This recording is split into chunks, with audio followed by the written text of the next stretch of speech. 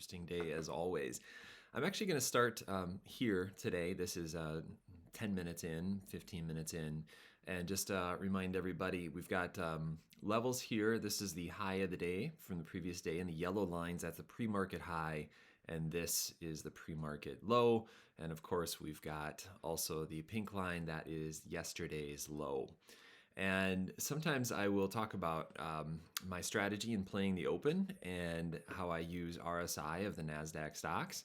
What was interesting about this was the Nasdaq stocks were actually pretty high. The RSI of them was pretty high, pretty strong. But a couple things just to notice right away is that we have some high wicks on these candles here. That one looks very tempting. That one looks very strong. But these high wicks, that's not what I would call a melt up or a high momentum play. So even though the RSI on those NASDAQ stocks were really strong, I got out with a small profit here, just playing tiny profit and just realizing, okay, these two wicks are downright scary to me. So we actually have a little bit of an ascending triangle forming here. And we're not going to draw this line perfectly, but we've got an ascending triangle right there. So calls above here, they could possibly work. Puts down below, they could possibly work. A+ setup, we're looking for a trend line break. We're also looking for a PSAR change. So we're seeing some resistance up here, that 312.4 level, and we're going to see a big move coming up pretty soon here. Okay, right there. So that's this right here is the first sign of a trend break. Even though we have a low wick and it popped back up, that is a moment where we say, okay, I'm definitely not into calls right now. There's something going on here. And so once I saw this move right here, I made sure that I had a stop buy put below, yep, right there. Put below that high of the day. The PSAR has switched over. We do have a trend break, and I'm in at this point. And so it's good to remember what these cost at this time. Right here, these were 76 cents for the 308 puts. And so let's just put that even right there. The 308 puts. I do play the 0 DTE because I have no plans in holding them overnight. And I can see 10 to 20% moves very quickly, and you'll see here today 400% moves on a day. I'm not kidding, 400%. I did not get the full 400%, but it's amazing. So in right here, and when a move like this happens, I don't like to draw my fib lines until 9:15. But you can see just massive flush, and it came down and actually tapped the pre-market low. And so that's just a huge flush off of the open.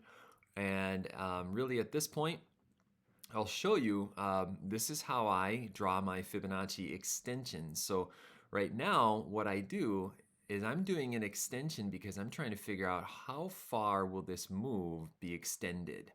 I want to get that double tap right there and tap that in right there to try to figure out how far am I actually going. And at this point, I have scaled out 20% and 50%, and I'm trying to stay in this move for as long as I can. Just look at how it's so far under this 8 EMA. The 8 has crossed over the 20. That is definitely a bearish sign. Here was a dangerous candle with that hammer. The hammer, bounce, come back up. That move right there was, anytime I see a candle like that, it has my attention. But I want you to see something here. Notice we drew those fib extension levels, 20 minutes earlier, and this hammer tapped it, and this one tapped it perfectly. Next one came down and it hit this 38.2 fib, and it bounced pretty much right away.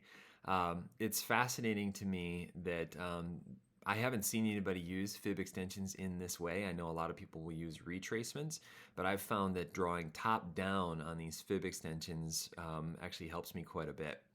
So down here, we actually have yesterday's low of the day, and then we've got the golden ratio, the 61.8 fib. And so your stop is up here right now. You're still in on this play. You can, do what I do sometimes too, where you'll take some profits, but then you re-enter if it gets in under that next fib. But at a certain point, just let your runners run. Your stop is up here, and right now it's showing a questionable possible bounce. But you want to let your runners run and see how far they could possibly even go. If you get stopped out, you can always get back in, but you've protected your gains. Okay, there we go. On a flush right there, and we're talking about yesterday's low. We're seeing a lot of it slowing down, and we actually saw the PSAR switch over. It's definitely a good time to take your profits. We don't know if it's going to come down here and hit this fib, but if this PSAR has switched over once, make sure you take in your profits. And actually, this one at its peak, it actually went all the way down to $4.33, which is a 470% move. And I know that sounds just absolutely ridiculous to hear that. But let's just say you only got 100%, 400%, 470% is just amazing. So now we've got something here where PSAR switched over again to calls. Okay. And now this is 1150 right here. And you can see there's some interesting candles. We've got a hammer candle here. We've got a bullish engulfing candle here. We've got a fairly close, this is a tweezer candle right here. We've got some strong candles. And so it even on a ridiculous day when it flushes down so bad like this, it will bounce. You'll see people are coming in and they're buying the dips on some of these. So I'm drawing a trend right here to see if this will actually honor a trend as we get going. I'm not in a hurry to get in, but I would like to average in and just kind of keep on buying the dips and accumulate on a reversal. So we can see it's kind of consolidating here, and I want to find out, is there a spot? Okay, right there. That one was very interesting to me because it came back down, hit this fib, and we have a low wick.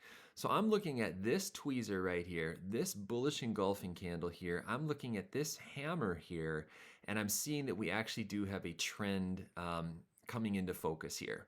And so these calls at this point in time, they were actually 32 cents, the 308 calls.